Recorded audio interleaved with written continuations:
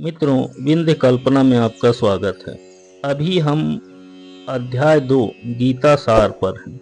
आइए चलते हैं श्लोक 46 पर। यावानर्थ उदपाने सर्वतः संप्लुतोदके तावान् सर्वेषु वेदेषु ब्राह्मणस्य विजानतः।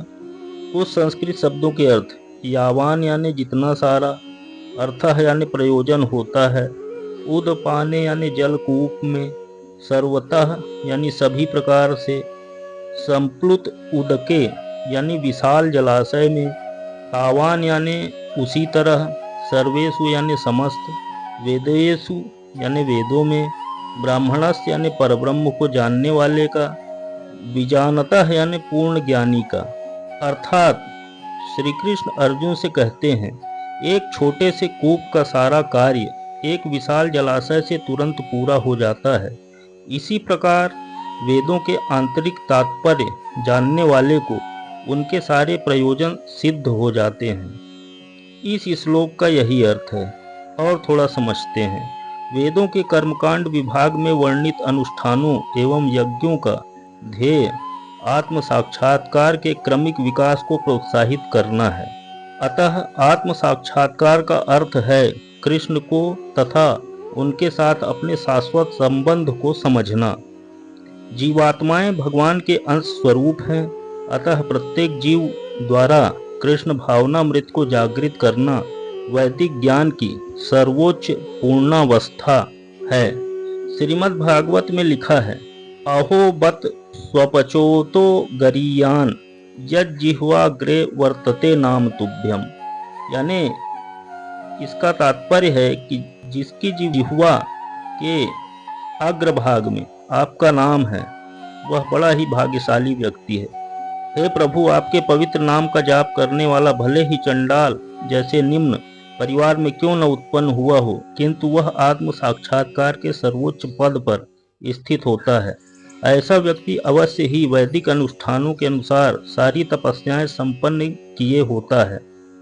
अतः मनुष्य को इतना बुद्धिमान तो होना ही चाहिए कि केवल अनुष्ठानों के प्रति आसक्त न रहकर वेदों के उद्देश्य को समझे और अधिकाधिक इंद्रिय तृप्ति के लिए ही स्वर्गलोक जाने की कामना न करे।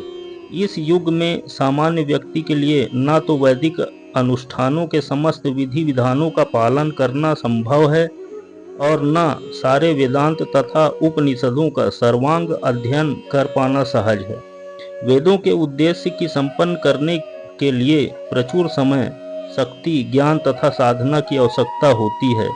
इस युग में ऐसा कर पाना संभव नहीं है, किंतु वैदिक संस्कृति का परम लक्ष्य भगवान नाम कीर्तन द्वारा प्राप्त हो जाता है, जिसकी संस्तुति पतितात्माओं के उद्धारक भगवान चैतन्य द्वारा हुई है। जब चैतन्य के महान वैदिक पंडित प्रकाशानंद सरस्वती ने पूछा कि आप वेदांत दर्शन का अध्ययन न करके एक भावुक की भांति पवित्र नाम का कीर्तन क्यों करते हैं, तो उन्होंने उत्तर दिया कि मेरे गुरु ने मुझे बड़ा मूर्ख समझकर भगवान कृष्ण के नाम का कीर्तन करने की आज्ञा दी। अतः उन्होंने ऐसा ही किया और वे पागल की भांति भवोन्मत्त हो गए। इस कलयुग में अधिकांश जनता मूर्ख है और वेदांत दर्शन समझ पाने के लिए पर्याप्त शिक्षित नहीं है।